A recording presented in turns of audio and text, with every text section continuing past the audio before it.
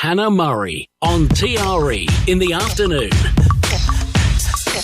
Good afternoon. Joining us on the line now is Anika Pavel, who is telling us her story about how she went from being a nanny to a fashion model to a Playboy bunny to a Bond girl and moving from London to Hong Kong to the USA. Her book tells her fascinating story. It's called Encounter with the Future. Welcome to the show, Anika. Thank you, and thank you for having me. Oh, it's a pleasure. Thank you for being with us. So take us back to when you were 18, if you can, when you had to leave Czechoslovakia and came to England to be an au pair. What was that moment like? Well, when I was 18, I graduated from high school. And of course, as most teenagers, I dreamed about traveling, especially when we have been locked up in a communist country where you couldn't travel even to Hungary. Everybody was dreaming about traveling. And just about that time, Alexander Dubček was coming to power. And so unbeknownst to me, I went ahead and applied for a visa, not knowing what was happening. And so when I received my visa, I was ecstatic, and people just could not believe it because nobody traveled, not to England, not to any Western countries. Maybe you squeezed to go to Poland or Hungary, but certainly not to London. And so that's how I got into London, and I got a job which was supposed to be au pair, but it really wasn't. But to me, it didn't matter because all it mattered to me was that I was able to come to England and learn a language and learn about totally different life. Yeah, so I'm guessing you adapted to life in England pretty quickly, did you? Yes, I did. As soon as I learned to speak English, I immediately fell in love with England, and people were incredibly kind and helpful. So, yes. Most wonderful memories. And of course, when August came, 23rd of August, and Soviet Union invaded Czechoslovakia, I find myself stranded in England. And that's when the British people were really kind. Everyone was helpful and understanding and wanted to help. That was the first question. How can I help? Oh, that's so nice. So did you leave family and friends behind in Czechoslovakia? Yes. Well, all of my friends, but most of them returned back to Czechoslovakia after the order was posted. For a little while, we were kind of in a limbo because the Soviet Union didn't really tighten the noose instantly. But little by little, we got the order, and everybody had to return home. And my whole family was home, my parents and my two brothers. But I was in England by then 2 years, and I just didn't think I could live that life again. And so I stayed in London. It wasn't easy. There was complications, but I somehow, with a bit of luck and perseverance, I managed to stay in England and became successful. Yeah. So tell us about your time working as a model and a Playboy bunny. That must have been fun, was it?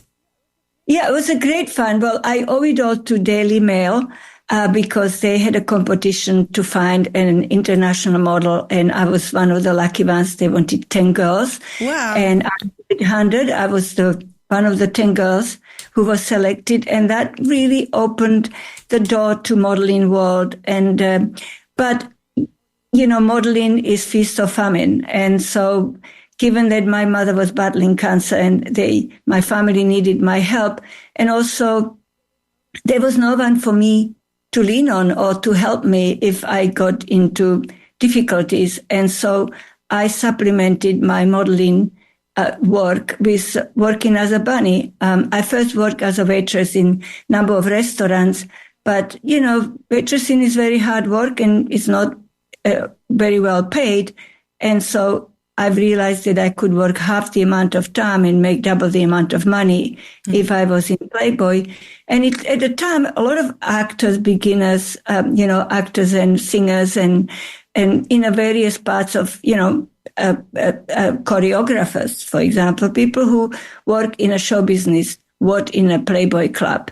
There are some famous actresses, Blondie was a bunny girl, and, Susan Sarandon was a bunny girl. So a lot of beginners find that it worked for both sides. They wanted pretty girls, and the pretty girls needed to supplement their wages, and so they paid the girls well. And also, like, for example, I went for a trip to promote the British industry, and we went to Singapore, Hong Kong, and to Japan. And I was able to take 3 weeks off, no questions asked, and come back and work immediately.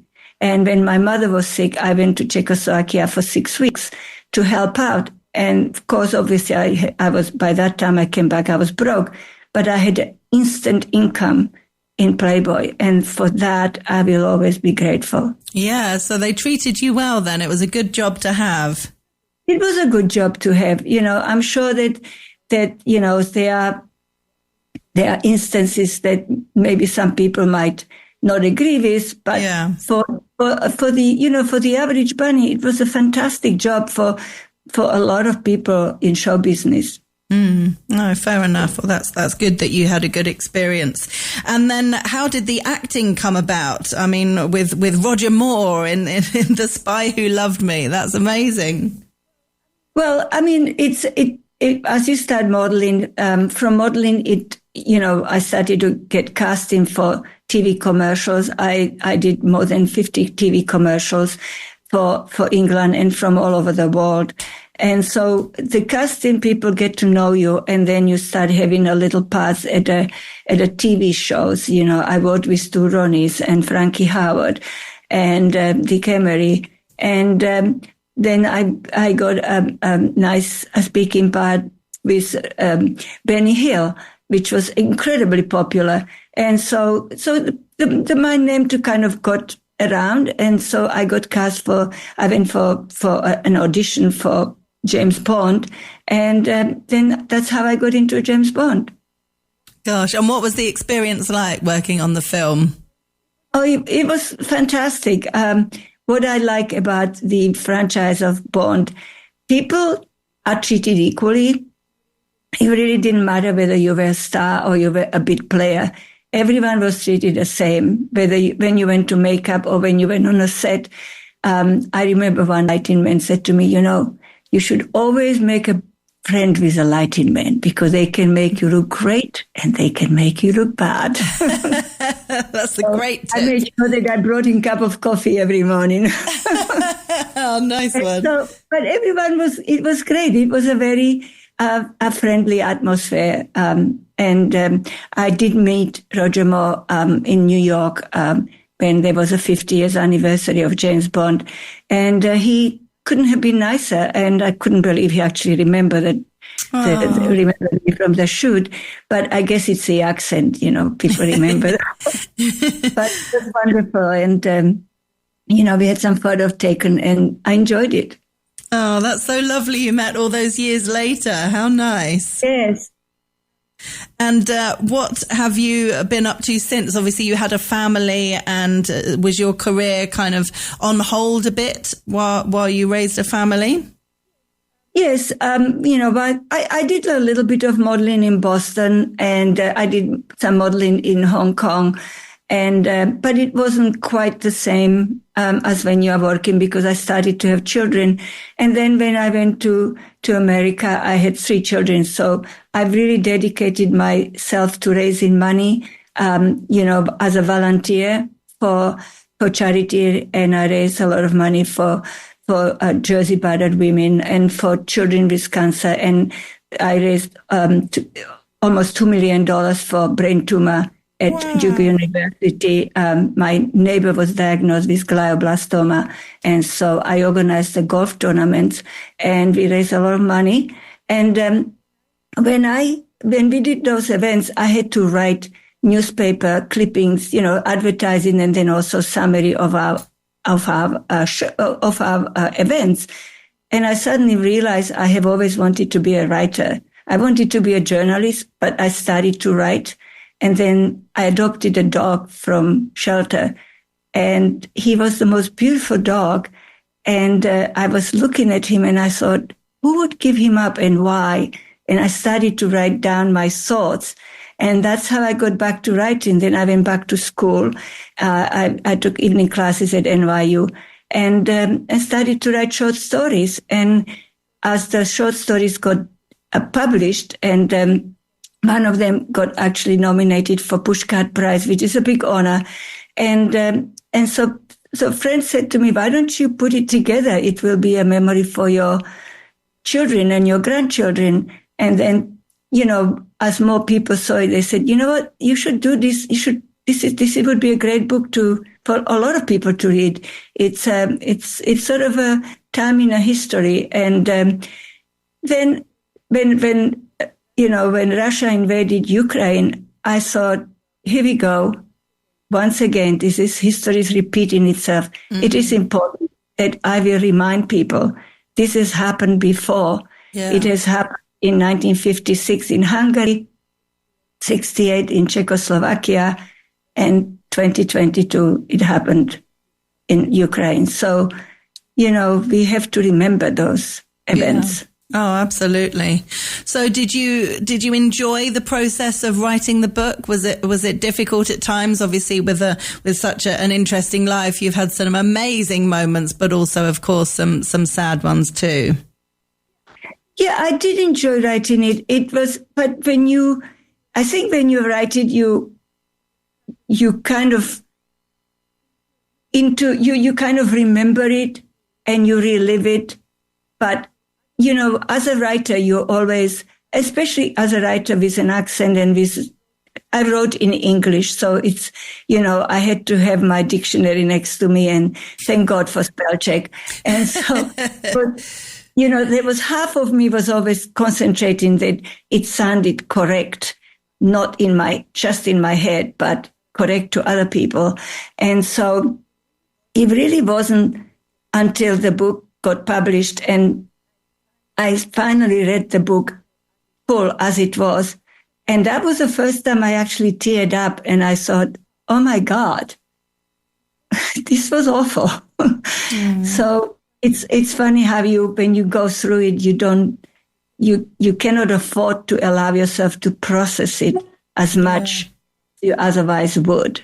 Yeah. Because you just have to move on. You have to survive and you have to, tomorrow is another day and you have to deal with that. Mm. Well, it's incredibly impressive that you've written this book that isn't in your first language. There are plenty of people who struggle to write a book in their first language. So well done you. It's an amazing achievement. Thank you. And I have to ask you about the title, Encounter with the Future. Where does that come from? That came from one of the essays. And what happened, it was my father came to visit me and we missed each other because at that time in Victoria Station, the trains he didn't fly, the trains that came from continent came to a different part of Victoria Station than the local trains, the UK trains. And so my father kind of he had to get off in Dover and then he took a wrong train. So he arrived at a local part of the Victoria and I was at the continent part of it. So we missed each other. And my father grew up when Slovakia was still under the Austro-Hungarian Empire, and he had to learn Hungarian, and it was literally beat into him when he was a child, and he hasn't spoken to him. And then he met how he actually managed to get to me, that he met some Hungarians and he was able to communicate. And so he told me that we have to think about the future. It was the past that helped him to get into a future. And so he encountered the future on a Victoria railway station by shedding his past pain of the beatings he got from the Hungarian when he was a child. And so he met his future there with the different kind of a Hungarian people. Mm, wow. So And then I thought about it, and I thought, really, my whole story was I encountered the future. I came along with a suitcase and a dictionary, and I had to encounter the future. And when the tanks came to Prague, I had to encounter that future. So each part of my life, I was encountering something else in my life that was the future. Mm. And do you ever go back home? Have you returned to your home country over the years? Oh, yes, I do. I mean, as long my brother was alive, I used to go reasonably often and visit him, but my brother passed away. So since then, I'm ashamed to say last time I was there was at his funeral, but I'm planning to come within a year because now my children want to go and they want me to be the translator, and they have children. So I'll come with my children and grandchildren and show them the castles and the beauty of the country. Yeah. Oh, lovely. Well, if people want to get a copy of your book, it's called Encounter with the Future. It's by Anika Pavel, who we've been chatting with today, and the book is available on our website, tre.radio. Anika, thank you so much for being with us. Thank you for having me.